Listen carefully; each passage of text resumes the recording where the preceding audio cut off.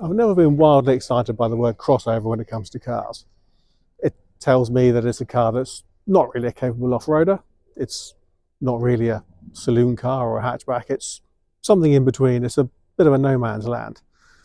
But the car behind me has impressed me, and the reason this car has really impressed me is because it does have a very definite purpose. The more you look at it, the more you can see it, and it fits that purpose beautifully. It's designed to be powerful, extremely smooth, very, very quiet, very comfortable, and with lots and lots of gadgets and spec to play with. My name is Paul, and I'd like to show you around. So this is the Lexus 450h R Sport. It's in metallic, or it's a very pearly white actually. So although it's not sunny enough for me to zoom in and show you how speckly it is, but it's a very nice speckly white. And it's got these really cool, I do love the colour of these wheels, 20-inch wheels. Now, if you look at the tyres here, so you've got 20-inch wheels. Could you put 22s on here? Yes, of course you could. But the 20-inch wheels here, they've fitted tyres on there which have a reasonable amount of bounce, and they're going to be low rolling resistance, and that helps to make the car comfortable, and it also helps to prevent transmission of road noise. So that is part and parcel of how they make this car really quiet. Another way that they make this car really quiet is the windows. I'll show you. So I'll just turn the ignition on for a second. There we go. I'm going to drop this window, just turn it right on. There we go. And I'm going to drop the window and show you that what we have here, I don't know if you can see that, is double glazing. See if I can just pinpoint that. So there are two pieces of glass laminated together, and that, as well as giving you strength and protection from impacts and what have you, that helps to keep the noise down inside the cab from whatever's going on outside the cab. So again, keeping the noise down. If you look at the panoramic roof, so you've got this opening panoramic roof, and then you have this separate wind deflector here, which is beautifully designed.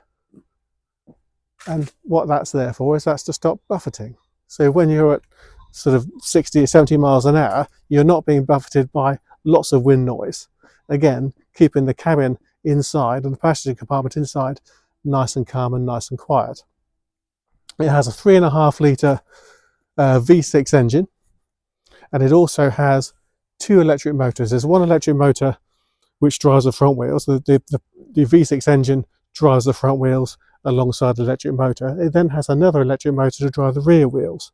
So it's not constantly four-wheel drive, but the rear wheels will be driven when there's a loss of traction, which is where it comes in really handy. And not having conventional four-wheel drive means you're taking away all the heavy four-wheel drive system that you would have in a conventional four-wheel drive, saving weight. And because the 3.5 litre V6 engine is only driving the front wheels, that helps your fuel economy. So the combination of electric motors and the petrol engine gives you really good MPG. And it's very nice to see that there is a hybrid car with a proper engine, not just a little four-cylinder lump. We've got a 3.5 litre V6, which is incredibly smooth, and the combination of the electric engines and the petrol engine gives you a little bit over 300 brake horsepower. That's pretty good. So it's lively. Not only that, most automatics have either a torque converter where you can feel the gear changes, or a double clutch gearbox where again it's a good gearbox but you can still feel the gear changes. This car has a constant what they call a CVT, constantly variable transmission. What that means is I'm not going to try and describe the cones and what have you, but what that means is when you put your foot down, if you're accelerating hard, now most cars as they change gear, a car as it goes up through the rev range will have a certain point on that rev range where it delivers the most power the most efficiently. That's called the power band. But of course, as you go through the gears and you go through the power band, you have a lag either side of that power band, every single gear change. With the CVT, the engine takes the car up to the power band and holds it there, and then the gearbox catches up. So the revs don't go up and down, they go up and they stay where the power is and where the engines are working at its most efficient. So what that gives you is imperceptible gear changes, which is a very, very smooth drive. It's quite complicated to explain, but when you drive it, it does make the whole gear change scenario of the car very, very smooth and very, very quiet. Very clever car. I'm going to move to the inside now. So, and we can see we've got a nice, I think they call it dark rose leather against the black. We've got electric memory seats with lumbar support. There's a lot of sideways or lateral support here, and they are incredibly comfortable. I'd suffer from a bad back, and they are amazing. You've got your electric windows here and your mirrors, and they're electric folding mirrors as well. And then the memory for the seat.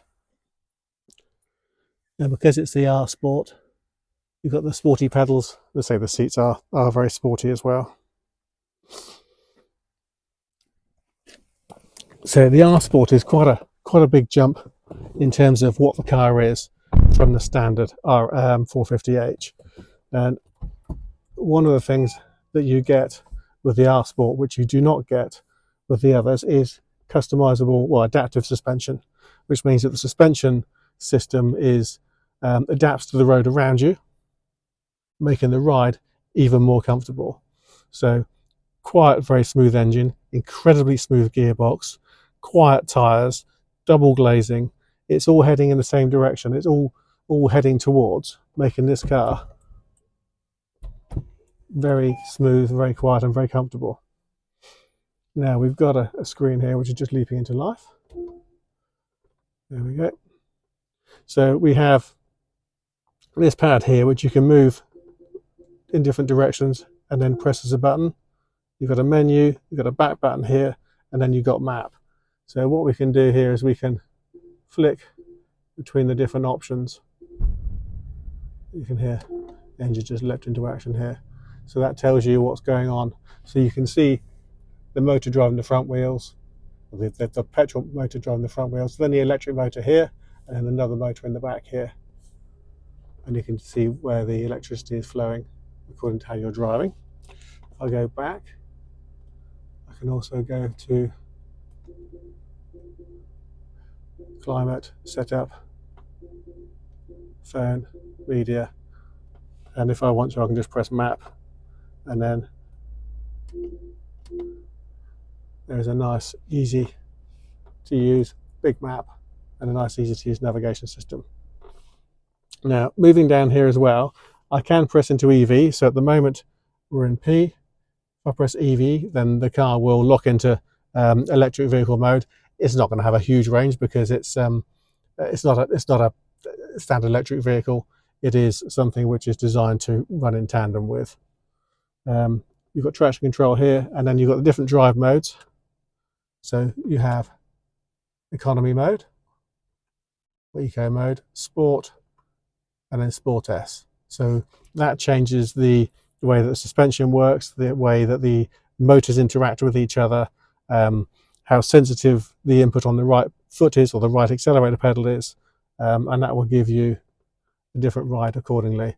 And as I say, with 300 horsepower, it's not a shy car. It does go very well. Multifunction steering wheel is very sporty because again we have the R Sport, so we've got this nice contrast red stitching all the way around. We've got not the F Sport, the F Sport rather, not the R Sport. You can see I've got the insignia there, and then we've got the options like lane assist, etc., all on there. And then we've got here on the left hand side, you can see various different options there. on your display. So very cool, very nice, very comfortable. I'll just turn that off for a second.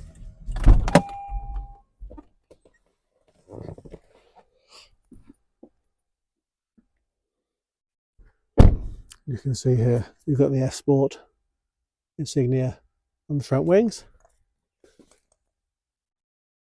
Hybrid just in front of the rear wheels.